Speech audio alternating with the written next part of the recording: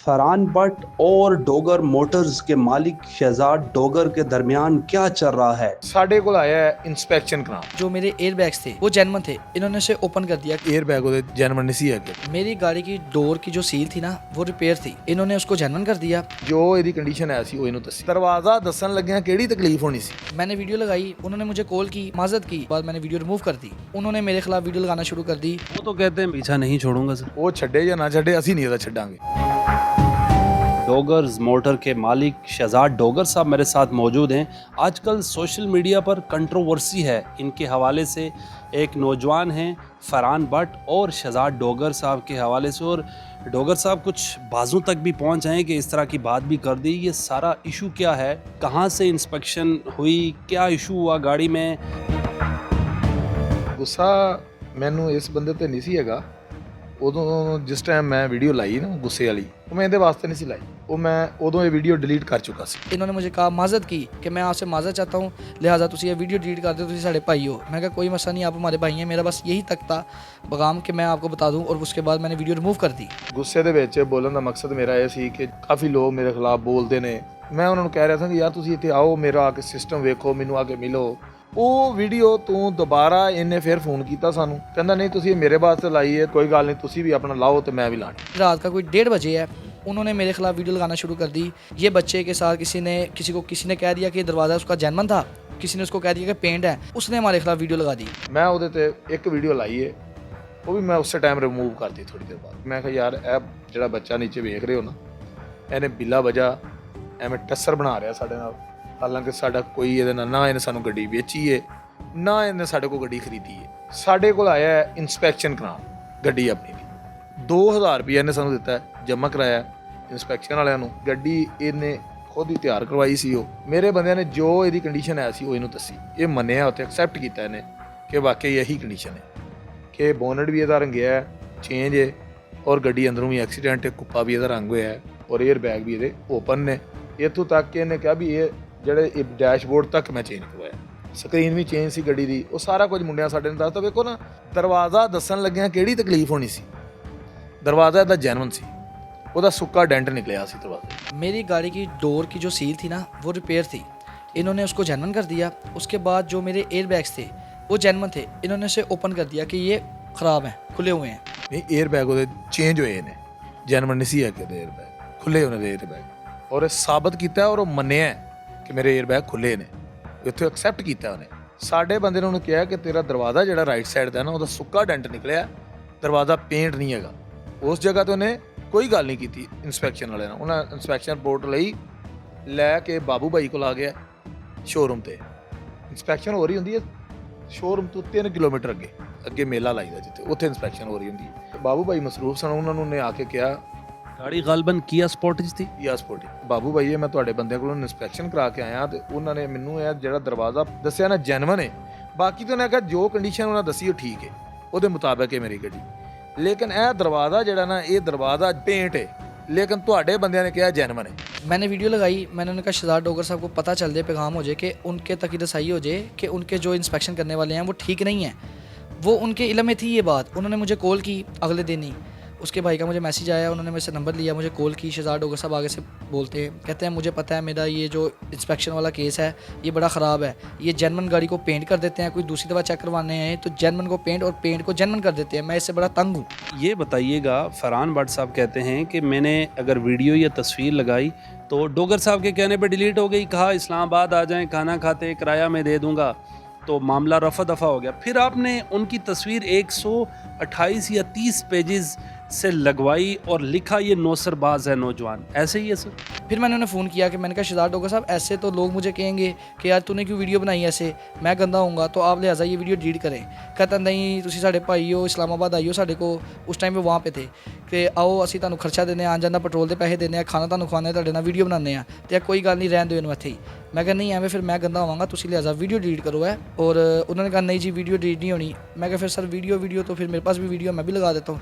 कहता तू वीडियो ला, मैं तेनू इंज कर देंगे, मैं तेनू उंज कर देंगा। फिर सर वो वीडियो में थे वो ना उनका बीपी हाई हो गया था। मैंने उन्हें कहा शहजाद साहब मैंने पता है आपका बीपी का मसला है, बीपी हाई ना करो। कहना बीपी बढ़ गया डैश डैश, गालियाँ देनी शुरू कर दी। कहता लाओ जी वीडियो लाओ, 150 अकाउंट तो वीडियो ला रहा तेरी रातों रात तू देख। मैं रात को बंद करके सो गया, 1:30 बजे का टाइम था। मैं सोया हूँ, सुबह उठा हूँ, मुझे धड़ाधड़ लिंक सेंड किए हुए लोगों ने, उसने मेरी तस्वीर लगा के ऊपर फराडिया नौसरबाज लिख दिया बस, और उसके पास कोई इसके अलावा अल्फाज नहीं थे।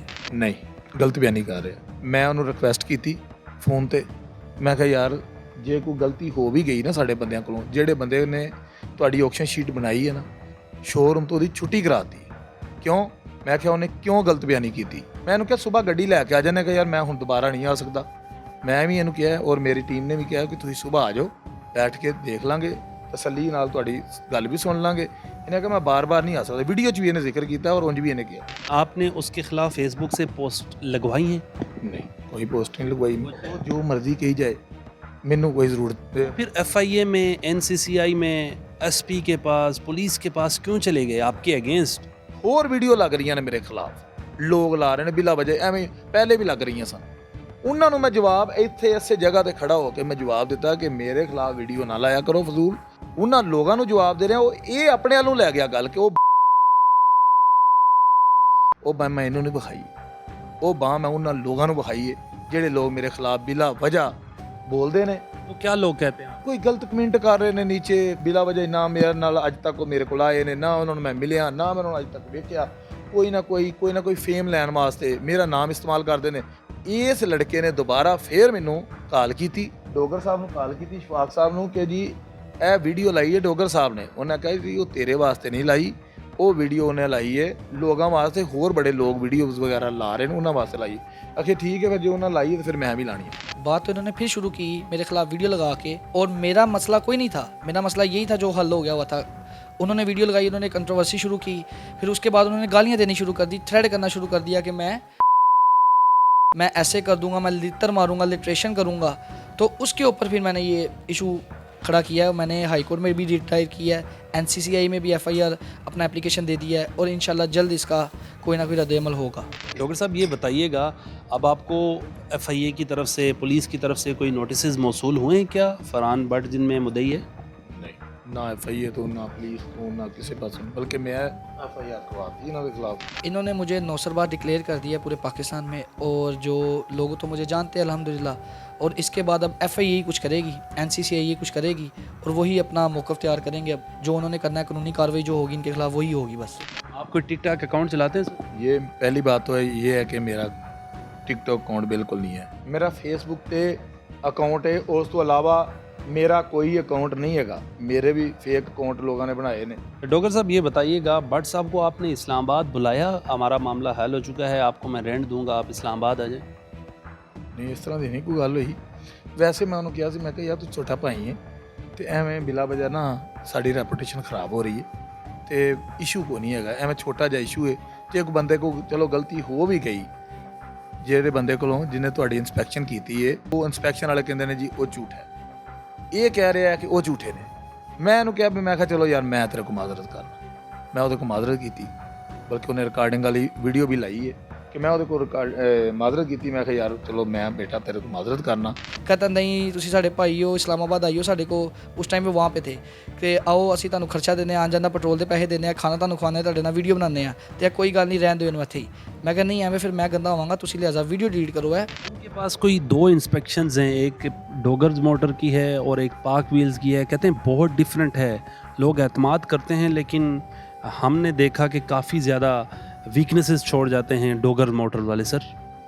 ਸਾਡੇ ਕੋਲ ਵੀਕਨੈਸ ਦੀ ਕੋਈ ਗੁੰਜਾਇਸ਼ ਨਹੀਂ ਜੋ ਅਸੀਂ ਆਕਸ਼ਨ ਸ਼ੀਟ ਬਣਾ ਕੇ ਦਿੰਦੇ ਆ ਪਾਕ ਵੀਲ ਨਹੀਂ ਦਿੰਦਾ ਪਾਕ ਵੀਲ ਇਹ ਚੀਜ਼ ਲਿਖ ਕੇ ਨਹੀਂ ਦਿੰਦਾ ਤੁਹਾਨੂੰ ਕਿ ਅਗਰ ਇਸ ਆਕਸ਼ਨ ਸ਼ੀਟ ਦੇ ਮੁਤਾਬਕ ਗੱਡੀ ਨਾ ਹੋਈ ਤੇ ਆ ਜੁਰਮਾਨਾ ਭਰਾਂਗੇ ਅਸੀਂ ਲਿਖ ਕੇ ਦਿੰਦੇ ਆ ਨੀਚੇ ਸਾਡੀ ਆਕਸ਼ਨ ਸ਼ੀਟ ਦੇ ਲਿਖਿਆ ਹੋਇਆ ਹੈ ਅਗਰ ਸਾਡੀ ਗੱਡੀ ਇਹਦੇ ਮੁਤਾਬਕ ਨਹੀਂ ਹੁੰਦੀ ਜੋ ਅਸੀਂ ਤੁਹਾਨੂੰ ਦੱਸ ਰਹੇ ਹਾਂ ਪਰ ਪੀਸ ਦਾ 20,000 ਰੁਪਏ ਜੁਰਮਾਨਾ ਭਰਨ ਦੀ ਅਸੀਂ कहीं पेंट है डेंट है कलम लगी है A to Z कितने टाइम में आपकी टीम इंस्पेक्शन कर टाइम तो तकरीबन लग ही जाता आधा घंटा गड्डी तो लग जाता फिर इन्होंने कहा मुझे पाक व्हील से इंस्पेक्शन करवाओ पाक व्हील से मैंने इंस्पेक्शन करवा ली हुई थी मैंने वो रिवील नहीं की थी मैंने अपने पास रखी हुई थी मैंने कहा कोई ज़रूरत तो है नहीं करवाने की करने की वो तो जब इन्होंने गालियाँ दी जब इन्होंने थ्रेड करना शुरू किया फिर मैंने वो रिवील किया। किया स्पोर्टीज आपके लिए दर्द सर नहीं बन गई? है तो दर्द सारी बन गई वैसे वो बिल्कुल गल तुम सही कर रहे हो। आपने आगे क्या करना है उनके खिलाफ कोई कार्रवाई करनी है? FIA ते दरखास्त मैं उस दिन दी देती सी अजे तक ये साइबर क्राइम दे पेश नहीं हुए ये नोटिस है ये FIA का नोटिस है ये इनको दूसरा नोटिस चला गया वो तो कहते हैं मैं डोगर मोटर का पीछा नहीं छोड़ूंगा सर। ਉਹ ਛੱਡੇ ਜਾਂ ਨਾ ਛੱਡੇ, ਅਸੀਂ ਨਹੀਂ ਇਹਦਾ ਛੱਡਾਂਗੇ। ਅਸੀਂ ਇਹਨੂੰ ਇਨਸ਼ਾਅੱਲਾ ਪੂਰੀ ਸਜ਼ਾ ਦੇਵਾਂਗੇ ਔਰ ਮਾਫੀ ਬਿਲਕੁਲ ਨਹੀਂ ਦੇਵਾਂਗੇ, ਕਿਉਂਕਿ ਸਾਡੀ ਇੰਨੀ ਕੁ ਇਨਸਲਟ ਹੋਈ ਹੈ ਇਹਦੀ ਵਜ੍ਹਾ ਤੋਂ, ਇੰਨਾ ਕੁ ਮੇਰੇ ਕਾਰੋਬਾਰ ਤੇ ਅਸਰ ਪਿਆ ਇਹਦੀ ਵਜ੍ਹਾ ਤੋਂ। ਮੈਂ ਉਹ ਇਹੋ ਜਿਹਾ ਬੰਦਾ ਨਹੀਂ, ਮੈਂ ਮਾਫ ਕਰਨ ਵਾਲਾ ਬੰਦਾ, लेकिन इनू नहीं माफ़ करा। धमकियाँ भी दी गई हैं, गालियाँ भी दे रही हैं, मेरी तस्वीर लगा के ऊपर गंदी गंदी गालियाँ के साथ साउंड चला रहे हैं वो। और जो लोग इनके ख़िलाफ़ बोलते हैं उनके ऊपर इनके पास ना टीम है, 100-150 बंदे की माफिया टाइप टीम है, जो ये समझते हैं कि इनके ऊपर जो आवाज़ उठाएगा ये उनको उसके पीछे लगा देंगे, फिर वो गालियाँ देते हैं और लोग दब जाते हैं। और मैं इसी वजह से मैंने इनके ऊपर FIA में FIR दी है, जिस वजह से ये मामला हो रहा सारा। मैंने वहाँ पे यही बताया कि ये मुझे थ्रेड कर रहे हैं। मेरी गलती यही थी कि मैं सिर्फ इंस्पेक्शन करवाने गया हूँ और मैंने इनको बताया लोगों को कि मेरी इंस्पेक्शन इन्होंने गलत की है और ये इंस्पेक्शन गलत करते हैं। खाली एक मसला नहीं है, काफ़ी ज़्यादा मसले हैं इनके ऊपर, जो लोगों की इंस्पेक्शन ये गलत करते हैं। डोगर मोटर्स की इंस्पेक्शन जो हो रही है कैसे होती है, कौन कौन सी मशीन्स हैं, कहाँ कहाँ से मंगवाई हैं? ਕਾਰ ਡੀਲਰ ਤੋਂ ਉੱਤੇ ਇਨਸਪੈਕਸ਼ਨ ਕੋਈ ਬੰਦਾ ਨਹੀਂ ਕਰ ਸਕਦਾ। ਇਹ ਡਿਵਾਈਸਾਂ ਵਗੈਰਾ ਜਿਹੜੀਆਂ ਹੁੰਦੀਆਂ ਨੇ ਨਾ, ਇਹ ਉਹ ਬੰਦੇ ਰੱਖਦੇ ਨੇ ਜਿਨ੍ਹਾਂ ਨੂੰ ਕੰਮ ਕਰਨਾ ਨਹੀਂ ਆਉਂਦਾ। ਸਾਡੇ ਕੋਲ ਨਾਲ ਪਾਕ ਵੀਲ ਵਾਲੀਆਂ ਡਿਵਾਈਸਾਂ ਵੀ ਨੇ।